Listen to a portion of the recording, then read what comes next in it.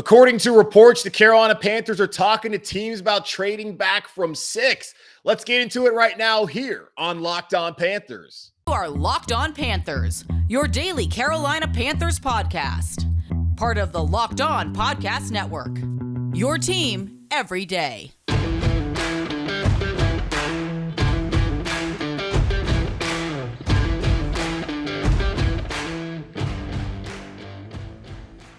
Welcome into another edition of the Locked On Panthers podcast, a part of the Locked On Podcast Network. I'm your host, as always, Julian. Talking Carolina Panthers with you every Monday through Friday, your team every day. That's what we do here on the Locked On Podcast Network. And thank you for making Locked On Panthers your first listen. Always make Locked On Hornets your second listen of the day. As you can see, I'm wearing my Hornets gear. They're playing the Hawks in the play-in tournament tonight. Now, this is Thursday's episode of the show, so maybe they won, maybe they lost. I don't know. Either way, supporting the hometown team here on the show today. Be sure to subscribe to the show and watch the show over on YouTube. Support me by doing that there. Closing in on 950 subscribers. Our goal is to get to 1,000 by next Monday.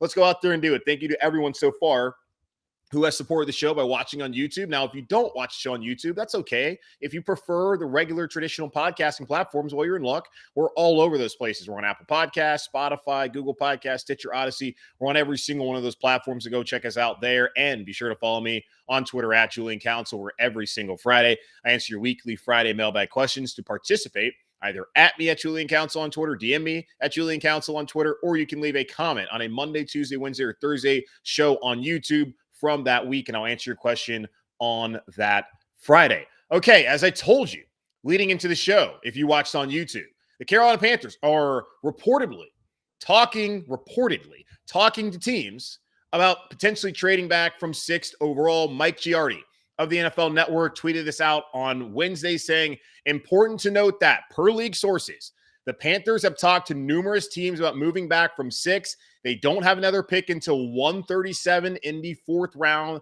on Saturday.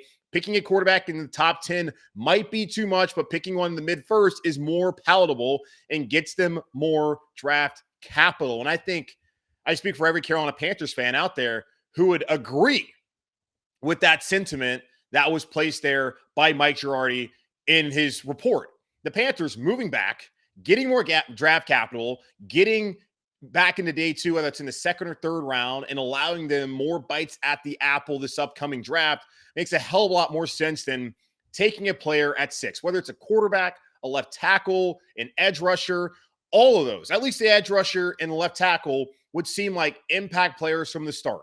None of the quarterbacks, considering what everyone out there is saying, that's either a scout, an executive, someone who's an NFL analyst, they're all saying that this is not a rich quarterback draft, and that none of the guys, Pickett, Willis, Corral, who we'll get into later on in the show, would have gone ahead of any of the 5 from last year. Trevor Lawrence, Zach Wilson, Trey Lance, Mac Jones, and Justin Fields. Knowing that, why would the Carolina Panthers, Atlanta Falcons, or any other team take one of those guys in the top 10? Now, it might happen. There's still plenty of sentiment out there around the league right now, 2 weeks away from the first round of the NFL draft down in Las Vegas, that a quarterback, maybe even 2, will go in the top 10. And if you look at mock drafts like the one that came out on Wednesday from, I believe, Mel Kiper Jr. put out yet another one, he has Carolina Panthers taking Malik Willis 6 overall. But the Panthers don't just need a quarterback. They need a left tackle. And it's one of those things where if you stay at 6, it's going to be an either-or proposition.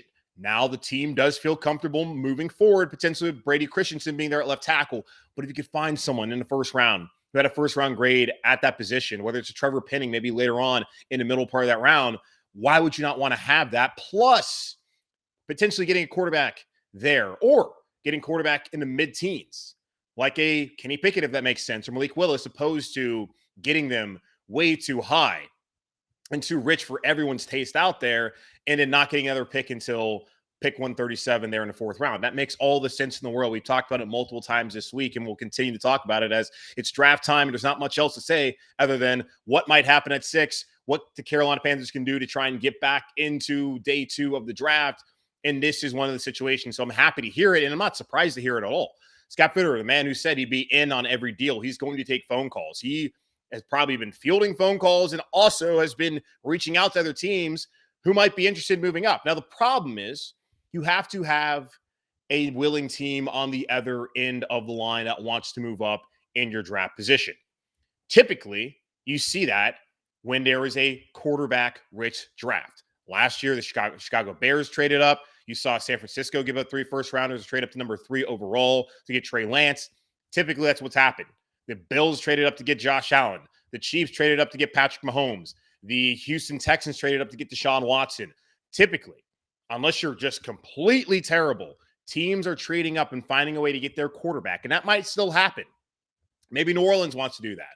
There's already been speculation that they want to get ahead of Carolina. Maybe Pittsburgh doesn't want to just sit back there, I believe, at 20. Maybe they want to get up there and try and get Malik Willis, who's someone that they've been linked to going back to the Senior Bowl in January in Mobile, Alabama.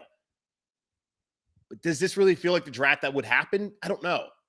There could possibly be another player, though, a team falls in love with. That's either a lineman or an edge rusher that they feel like can help them. It could be a safety like Kyle Hamilton that they want to get in there. And they want to get that guy. It could be a corner like Sauce Gardner. Like, they want that player.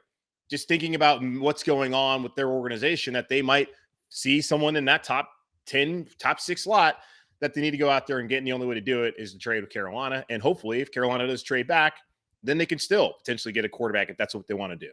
Or get their left tackle if that's what they want to do. Or still find an edge rusher or whatever position they feel they value with that pick there in the first round. It's going based off what Scott Fitter did last year, trading back 4 times. It's hard to sit here and imagine a scenario where he does not find more opportunities in this draft by trading away assets. And the best asset, the best way to do that, as we all know, is a trade back from 6. Talked about it yesterday. My preferred outcomes there with the 6th pick is either take a left tackle or trade back. Not really a particular order, but the one that makes the most sense to all of us, I would imagine, is probably, well, not all of us, most of us, is probably trading back and trying to get back there in the 2nd or 3rd round in day 2 and having more opportunities to help build this roster, whether that's the Carolina Panthers bringing in a veteran quarterback down the road like a Baker Mayfield or Jimmy Garoppolo, or building around Sam Darnold, or, of course, taking a quarterback right there in the 1st round to have the ability to have that 5th-year option down the road that could potentially be the future here in Carolina. So again, Mike Giardi of the NFL Network reporting that the Carolina Panthers have talked to numerous teams about moving back from 6 because they don't have a pick until 137 in the upcoming draft here in 2 weeks. Speaking of Baker Mayfield, back in the headlines once again on Wednesday, 2nd week in a row where a quarterback, a disgruntled quarterback, I wouldn't call Sam Darnold necessarily, not disgruntled, but a quarterback who is likely on the outs, and he certainly is on the outs, spoke to a podcast and let the people know how he feels. We'll weigh the pros and cons of a potential trade for Baker Mayfield, as he's still kind of linked to the Carolina Panthers in what they might do here over the next 2 weeks before heading down to Las Vegas for the 2022 NFL Draft. We'll get into that here in just a moment on Locked On Panthers. BetOnline.net is your number one source for all your betting stats and sports info. Find all the latest sports developments, league reviews, and news, including this year's NBA playoffs and the start of the Major League Baseball season. BetOnline is your continued source for all your sports wagering information, from live betting to playoffs, esports, and more. Head to the website today or use your mobile device to learn more about the trends in action. BetOnline, where the game starts. It's never a slow news day in the world of Baker Mayfield, the now Cleveland Browns quarterback who is on his way out there, as Cleveland a couple weeks ago traded away multiple first-round picks and other picks to bring in Deshaun Watson from Houston, who will now, of course, be their quarterback. They gave him a 5-year, $230 million guaranteed contract. Then also brought in Jacoby Brissett. I want to say they brought in Joshua Dobbs this past weekend, moving Baker Mayfield in 3 weeks' time from QB1 to QB4 and on his way to a podcasting couch, as he talked about feeling disrespected by the Browns organization, and was pretty much the news of the day on Wednesday in the NFL. Now, there was other big news as Derek Carr signed a 3-year, $121 million extension to stay in Las Vegas. Good for Derek Carr to get your bag, get your money. Guy who's pretty underrated. Actually, I think is a good quarterback. But Baker Mayfield was on, what was the I don't even know what the hell it was. Is the YNK or whatever podcast? No clue what it was. I never heard it before. I'm sure they've never heard of me, but whatever. Never heard of the podcast, but he was on it. And there was a video, and there was a dog who was laying on the couch of Baker Mayfield, looking as disinterested in Baker Mayfield as apparently the Carolina Panthers reportedly are in Baker Mayfield. And Baker Mayfield is, when it comes to the Carolina Panthers, potentially coming here to Carolina. That being said, there will still be speculation over the next couple of weeks of whether Baker Mayfield will be traded prior to the draft. And conventional wisdom says there's only 2 teams out there that would make any sense where he could be a starter or at least have an opportunity to start. And that would be the Seattle Seahawks and, of course, your Carolina Panthers. But the quote that came out from the podcast, and there's a video out there, I'm sure you all saw it, saying, I feel disrespected 100% because I was told one thing and they completely did another. That's what I'm in the middle of right now. I've had 4 different head coaches in 4 years, a bunch of different coordinators, and yada, yada, yada. Baker Mayfield's not happy about how things panned out in Cleveland. And I know a lot of folks took that as an opportunity to clown Baker Mayfield because some people think he's immature and all that kind of stuff. Like the mentality that Baker Mayfield has, and being someone who was not recruited, was not given scholarships to play quarterback out of high school, had to walk on at Texas Tech, started from day one as a true freshman walk-on, and was awesome, led him to a 5-0 start, gets injured. Davis Webb takes starting job. Cliff Kingsbury chooses Webb over him. Baker says, screw this, transfers out, goes to Oklahoma, where he walks on there, wins the starting job, leads him to the college football playoff that first year, started again in the next season, and then his third season got them back to the college football playoff, played in that epic Rose Bowl game against Georgia where they lost and also won the Heisman Trophy and ended up being the number 1 overall pick. He had to have a massive chip on his shoulder and a completely different mentality and mindset to go from being this under-recruited, really not recruited, undersized quarterback to winning a Heisman Trophy and going to the playoffs twice and then being the number 1 overall pick and taking the Cleveland Browns, the Browns, who are garbage, one of the worst franchises of the last 20 years, if not the worst franchise over the last 20 years in the NFL. He took the freaking Browns to the playoffs. And a year after that, the Browns are like, we're done. We don't want to do this anymore. Let's bring in a guy who has 22 ongoing civil suits alleging sexual assault and misconduct when getting massages, and Deshaun Watson, who football-wise, is a better player. And I totally understand why the Browns wanted to upgrade by going out there and getting him. But the same way and reason why Matt Ryan felt upset, now completely different because Matt Ryan's been an MVP in this league. He's had way more success in post-Vic Falcons, the way he saved them.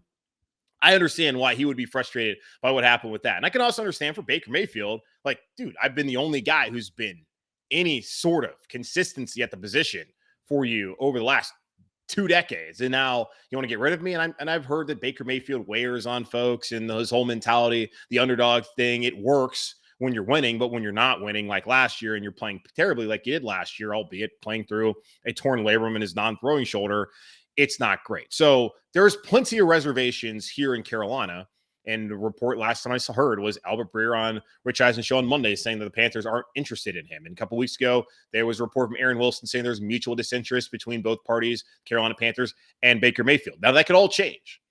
And depending on what the Panthers want to do there with that 6th pick, if they want to trade back, that does not guarantee that they'll still get a quarterback. Because some of those quarterbacks go flying off the board. They might not have an opportunity at all. And they might not want to trade back up and give up more assets that they just gave away in order to get their guy if they don't fall in love with any of these guys. So again, if they fall in love with somebody, which they talked to Kenny Pickett here on Wednesday, met with him once again, they are going to probably take one at 6. But the best thing for the organization likely is to trade back, get back in the 2nd round, which then could lead to a scenario where Baker Mayfield, if there's a possibility that they can get his salary down, could be the preferred option for the Panthers moving forward. So let's weigh the pros and cons of the Panthers potentially trading for Baker Mayfield. All right. Well, the pros. Let's start off. Let's be positive first. Adds competition in the quarterback room, something the Carolina Panthers have wanted to do throughout this offseason. Now, if they would have gotten Deshaun Watson, there would be no competition. He would have been the quarterback. But they want to find someone to put in his quarterback room to compete with Sam Darnold. That's the only thing they can possibly do at this point in time, with all of the top options off the board and the other mid-tier options also gone or sitting out there on the sidelines currently, like Baker Mayfield and Jimmy Garoppolo, who had shoulder surgery a couple weeks ago, and that will likely keep him out past OTAs and mandatory minicamp, but he'll be ready to go by training camp. Not the preferred scenario with a new offense being brought in here by Ben McAdoo. You want him out there with the team. So he adds competition to the quarterback room, something that they want to do. Proven playoff caliber quarterback. Say whatever you want about Baker Mayfield. When in 2020 with the Browns, when he was healthy, they were a playoff team. And they not only were a playoff team, they beat the brakes off of the Steelers, who were the last undefeated team, and they fell apart there. I think losing 5-6 in that season in 2020. They beat the brakes off of them, had Kansas City on the ropes when Patrick Mahomes went down with that concussion. It looked like the Browns were going to have an opportunity to play for a Super Bowl in Buffalo the next week. Now things fell apart, and then last season it wasn't great going through the injuries, the whole OBJ spat, and then Odell going to LA and being awesome before he tore his ACL there in the Super Bowl, where he had already made his impact in that game, but he's still proven. And Sam Darnold said that he proved that he can be a good quarterback. That's not true at all. Baker Mayfield has at least proved it on the field in Cleveland. Like, he won in Cleveland, which is pretty similar to winning in New York with the Jets. Darnold couldn't do it. Now, Baker had a running game with Nick Chubb, with Kareem Hunt, had Odell. He had Rashard Higgins, who's now here, had Jarvis Landry, and he had a great offensive line and a really good defense. So completely different situations, but still, he won in Cleveland, which no one has been able to do over the last two decades. He could also potentially be the long-term answer. He's still young, former number 1 overall pick in the same draft as Sam Darnold. Who's to say that he can't be what the Carolina Panthers wanted Darnold to be, or hope that Darnold could have been, and I guess possibly could still be, but I doubt that's ever going to happen. And likely, if they trade for him, comes relatively cheap this year. The Browns don't have much leverage at all. So maybe the Panthers don't have to give up much of an asset. And then the $18.858 million, which is the same salary that Sam Darnold's getting because the fifth-year option was exercised a year ago there in Cleveland for Baker Mayfield. Maybe Cleveland pays for the vast majority of that, and the Panthers don't have to add very much of that salary to the roster this season. So those are the pros to bringing Baker Mayfield in here. Cons, well, if he's unsuccessful, it could, if he's unsuccessful, then, that's a problem. He does not guarantee that he'll be the long-term answer here in Carolina. 2, they're also giving up more assets. It might not be a lot of assets, but it's still an asset that you rather not have to give up to bring in a quarterback. Personality, one of the big things I brought up before getting to this conversation, as far as the pros and cons, was how he wore on people in Cleveland. And just on that same podcast on Wednesday, he was saying how he'd love to go to someone's cubicle and just boo them. Well, Baker, if you want to do that, make sure to pay $100 to get in, and also make sure to pay for parking and pay for drinks and merchandise and all that kind of stuff. And then you can boo the fan, or the fan who criticizes you can then go boo them at your cube. It's never great to go after the fan base. And this is not the first time he's done that, going after the fans. It did a couple of months ago when the season was going on in Cleveland. Don't love that. I personally always love Baker and his mentality and all that kind of stuff. It works great in college. We eat that stuff up in the college game, but once you get to the NFL, then expectations change. And when you're the number 1 pick and you're supposed to be a franchise quarterback, they expect you to act a certain way. I think it's totally bogus that everyone wants it to be square hole or square peg, round hole, whatever the hell it is, or round hole, square, round peg. And there's only one way to act as a franchise quarterback. Because I heard plenty of people who would talk about, Cam, I don't like how Cam Newton acts. Like, that's how I want my franchise quarterback to act. It's like, okay, cool. Sick, dude. Just say it a little bit louder for all the people out there who can't tell what you're really trying to say. So I just think it's stupid that you have to have a certain personality, but still might not fit the culture or whatever the hell Matt Rule is claiming to be building here in Carolina heading to year 3. And clearly they're not very interested. Now, one thing, which I don't know how much of a con it necessarily is, because it would also be a solution. He could be wildly successful and end up being the long-term answer in Carolina and commanding a new contract. And it's kind of the similar thing with Sam Darnold as well. If he plays well this season, you got the quarterback position figured out.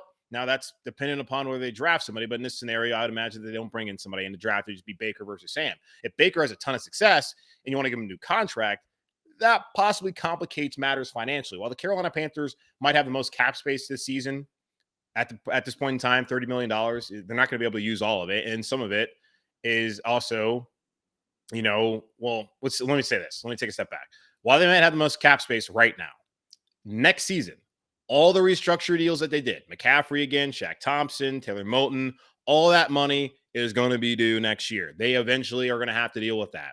Like the Saints keep kicking it down the road. Scott Fitterer said he does not want to do that here in Carolina. He doesn't want to kick the can down the road. He wants to handle it right then and there. But this season, they felt like to make the moves that they wanted to do this offseason, that they had to restructure and find some of that money. This could complicate things if Baker Mayfield has success. Now, while it would be the case scenario if he does come here that he plays well and he can be your long-term fit, he's going to want a lot of money. And starting quarterbacks in the NFL are not cheap. You just saw what Derek Carr made. Whatever you feel about him, that's the going rate, folks. So we'll see how it plays out. So those are the pros and cons of a potential trade for Baker Mayfield. Maybe we'll do some pros and cons for Jimmy Garoppolo maybe sometime next week here as we continue to figure out what the hell the Carolina Panthers are going to do at that quarterback position and with the 6th pick at all. Now, one thing I do not want to see the Carolina Panthers do with the 6th pick is take a certain quarterback from Oxford, Mississippi. Like, what the hell? Saw this from Peter Schrager on Wednesday, and it just sent shivers down my spine. We'll get into that here in just a moment on Locked On Panthers.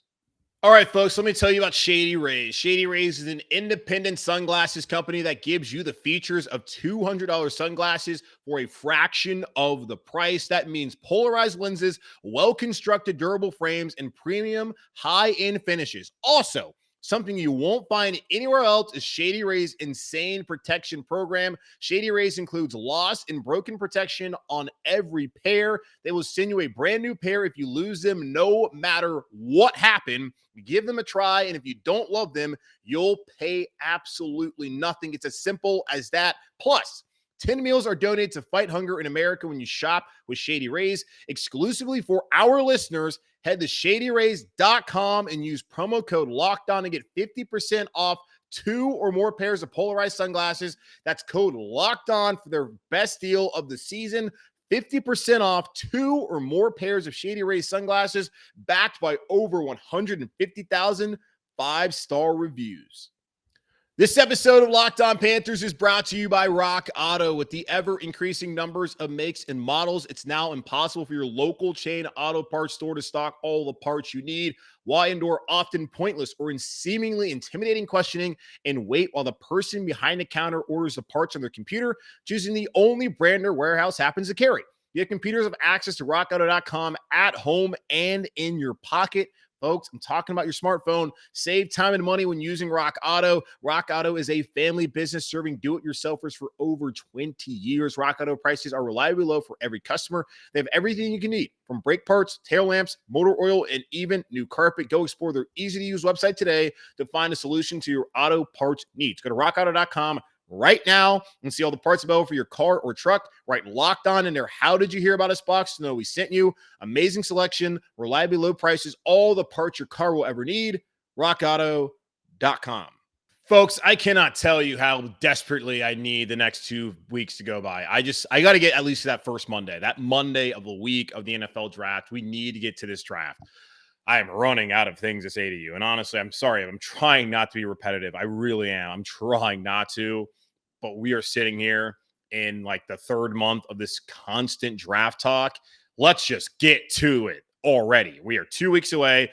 It's going to happen. And this is why I get tired of it, because we get situations like this with Peter Schrager on with Pat McAfee, who does a fantastic job. I think he was at, I don't know. I don't follow wrestling. Apparently he killed it at WrestleMania. Does not surprise me at all. That dude is super entertaining and got the bag from DraftKings. Like, dude, good for Pat McAfee and what he's got going on. AJ Hawk is also his co-host there.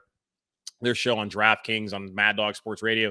I check it out every once in a while, and I think they do a pretty good job on social media, promoting the show and putting out some clips. And unfortunately, there were times where there's clips like the one I saw on Wednesday from Peter Schrager from Fox Sports, and he's on Good Morning Football every weekday morning on the NFL Network. Don't know why I'm giving all these free promos, but still, he talked about that he thinks that Matt Corral of Ole Miss could be the number 6 overall pick to the Carolina Panthers, saying there's a lot of heat around Matt Corral right now. He could potentially be the 6th pick to Carolina. Apparently they were wowed by Matt Corral. And as I've said, and as we've had the conversation, if someone wows these Carolina Panthers and the brass, Matt Rule, Scott Fitter, of course, David Tepper, going to dip his toes in there again, make sure he's the one who's going to let everyone know, hey, I'm the boss. Let's see what I want. I want a quarterback. That they would be interested and take when they're at 6. I would feel like that would be Malik Willis. I would imagine that would be the guy, but possibly it was Matt Corral who was the guy who changed their board from, I would imagine, was Kenny Pickett as a top quarterback. Maybe it was not Malik Willis. Maybe it was Matt Corral a couple weeks ago when they went on their tour of Pittsburgh, Lynchburg, Virginia, and Oxford, Mississippi, checking out all these college quarterback prospects and the presumed top three, that they would be the guy. And that could lead them to have Matt Corral, who was here on Monday night. Then on Tuesday, meeting with the team, was at the stadium. I put it on his Instagram story, which I guess that's how we track a lot of these things nowadays. Thank you to social media for that. I've always liked Matt Corral. I love what he looked like this past season, working with Lane Kiffin, who is a great quarterback coach, was only beneficial to Matt Corral the last 2 seasons as a starter for Ole Miss. Now, he's probably someone who still needs a little bit of work to get done. I was listening to Marcus Spears on NFL Live, and he was talking about Matt Corral and just not being really sold on him. And we'll see how it all pans out. This guy coming out of high school, like unlike Pickett, was someone who had a ton of hype, was originally supposed to go to play at Florida. They had a coaching change down there. He ends up going to Ole Miss, has to share time with John Rice Plumlee, who was an undersized quarterback who also played baseball. Now he plays baseball at UCF or something like that. And then once Lane Kiffin got there, he's like, I need a real quarterback. Get out of here, Shorty, with the whole with this short dude with all the gimmicky stuff. We're not doing that. We're going to pitch the ball around the yard. Threw a ton of picks that first year. But then last year, cut down the interceptions, was a warrior. If you watch that Tennessee game on that Saturday night in Neyland Stadium, the same Saturday night where they threw a golf ball and a mustard bottle at Lane Kiffin and the Ole Miss team, just absolutely insane people up there in Knoxville. Love them. Love them. Don't come after me, Tennessee fans, but crazy people up there in Knoxville. Love their Vols, but that was an insane night. But Matt Corral to go through that game and to gut it out and to run the ball as much as he did and take that kind of beating and to win that game on the road showed me a lot of what he's about. And personally, as a college football fan, as just a fan of football, I love that he played in the bowl game. It sucked that he went down and people were going to use that as a reason why not to play a bowl game, but it never crossed his mind that he wasn't going to play. Same thing with Sam Howell at Carolina. He was always going to play. Like, hey, I'm going to, like, these guys are the reason I'm in this position. He said this on the Rich Eisen show a couple weeks ago. They're the reason why I'm even in this position to be drafted in the NFL draft in the first round. So, of course, I'm going to play. And that's not to bang on Pickett. I just, for me, I look at it, it's like, damn, dude, you're at Pitt, who has more Pro Football Hall of Famers than anybody in history.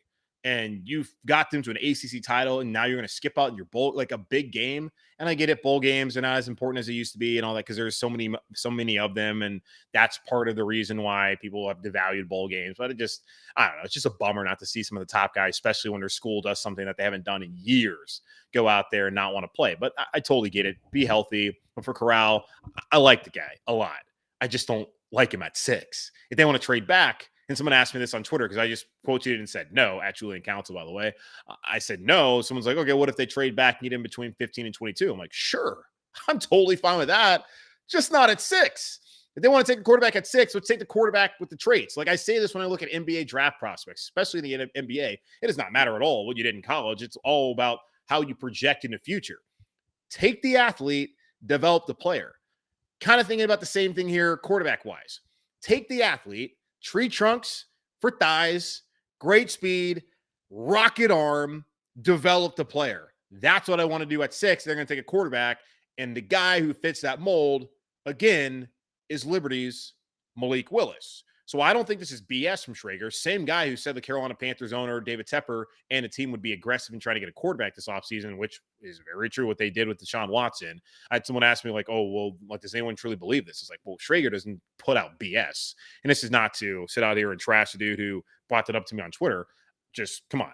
Peter Schrager is not one of those people out there who's just going to put out something that's not true. He has good sources, and that is something that absolutely possibly could be true. I mean, I don't doubt I don't doubt that there's heat there. There's momentum there for Corral at 6 here in Carolina. I just hope that's not what they actually want to do. Okay, so that's going to wrap it up here for this edition of the Locked On Panthers podcast, part of the Locked On Podcast Network. Again, hosted by yours, as always, Julian Council. Be sure to watch the show and subscribe to the show on YouTube. We are close to 950 subscribers. That's not our goal. Our goal is to get to 1,000 by next week. And of course, by 1,000 by the beginning of the NFL draft. So we have 14 days to do that. So come on, tell your friends, tell your family, tell everyone you know is a Panthers fan and that wants to check out the show. And if you like what I do, let them know about it so they can come support the show. And thank you to everyone so far who has supported the show on YouTube. And thank you to everyone who listens to the show on your favorite podcast platform, whether that be Apple Podcasts, Spotify, Google Podcasts, Odyssey, Stitcher. We're on every single one of them. Podbean, I think, is one of those two. It doesn't matter. If it's a podcast platform, we are on it. Follow me on Twitter at Julian Council every Friday. Like tomorrow, I answer your weekly Friday mailbag questions here on the show. So at me at Julian Council, DM me at Julian Council, or leave a comment on today's show, or Wednesdays, or Tuesdays, or Monday's show from this week, and I'll answer your questions on tomorrow's show for the weekly Friday mailbag. Quick programming note coming up next week. Hayden Winks of Underdog Fantasy did a great breakdown with Josh Norris on Tuesday on their YouTube channel about Kenny Pickett versus Malik Willis. Going to get his thoughts next week as he's going to come on the show and talk about the Panthers, what they could potentially do there at 6 and some of the draft prospects. I told you I want to get some more people at least next week for sure and leading up to the draft to get on here. Probably going to get Joe Person on. So stay tuned. Going to try and line up a couple of interviews here the next 2 weeks on the show that you should enjoy and get some perspective from some folks who might know it a little bit better than I do. Well, they certainly probably know a little bit better than I do when it comes to the NFL draft and the Carolina Panthers might want to do there with the 6th overall pick and later on in those later rounds here. So again, that's going to wrap it up for the show. Stay safe, be happy, keep pounding, and I will talk to y'all on Friday.